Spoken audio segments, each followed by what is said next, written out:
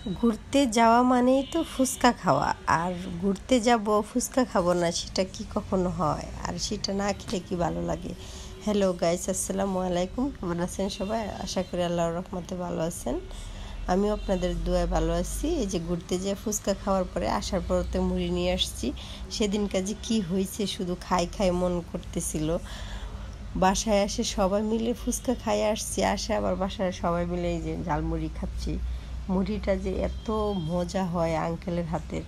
মুড়ি খাওয়ার পরে আবার আমার ছেলে বলতেছে, আম্মু আমি ফ্রেশ ফ্রাই খাবো, আলু দিয়ে আমাকে বানিয়ে দাও।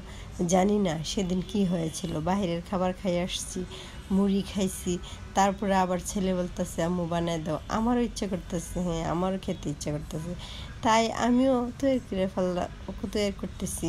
ঠিক আছে, জানি না যেদিনকা মনটা চায় যে খাবো, সেদিনকা মনটা মনে হয় যে এটা খাই, ওটা খাই, ওটা খাই, ওটা খাই।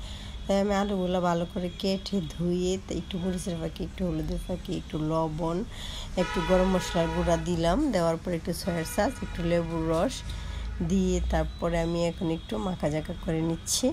তারপরে এর সাথে আমি একটু অ্যাড করছি চাউলের গুঁড়ি। চাউলের গুঁড়িটা দিলে এটা অনেক ভালো হয়। অনেকে কর্নফ্লাওয়ার দেয়, আমি চাউলের গুঁড়ি অ্যাড করলাম। তারপরে সেটা করে এখন একটুখানা পানি দিব, কারণ পানি না দিলে এটা অ্যাড হবে না সুন্দর করে।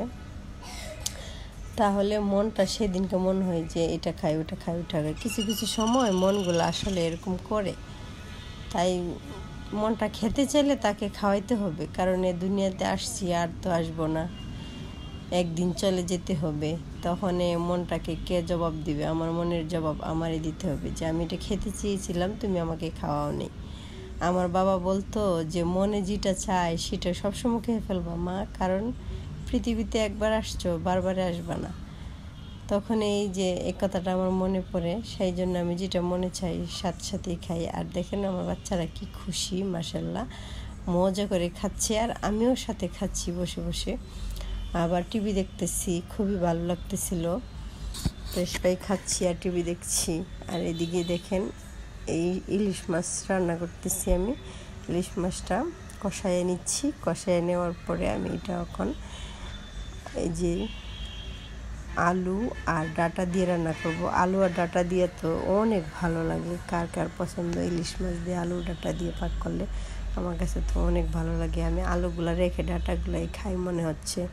ডাঁটাগুলো অনেক ভালো লাগে, যে দেখেন একটু ঝুল ঝুল রাখবো, কারণ বাচ্চারা একটু ঝুল পছন্দ করে, সেই জন্য আমি একটু একটু ঝুল রাখবো তরকারিটা। আর খুবই ভালো লাগে ডাঁটা দিয়ে রান্না করলে। আর এদিকে তো একটু আলুর ভর্তা করতেছিলাম। আলুর ভর্তাটা তো আমার হাজব্যান্ড অনেক পছন্দ করে। এরকম করে এই যে দেখেন পেঁয়াজ কাঁচামরিচ ভেজে তারপরে সরষের তেল দিয়ে অনেক ভালো লাগে। আর এদিকে দেখেন আমি কি শাক পাক করতেছি, এই যে ডাঁটা শাক, একটা দিয়ে দিলাম বোম্বাই মরিচ, অনেক ভালো লাগে। আল্লাহ হাফেজ।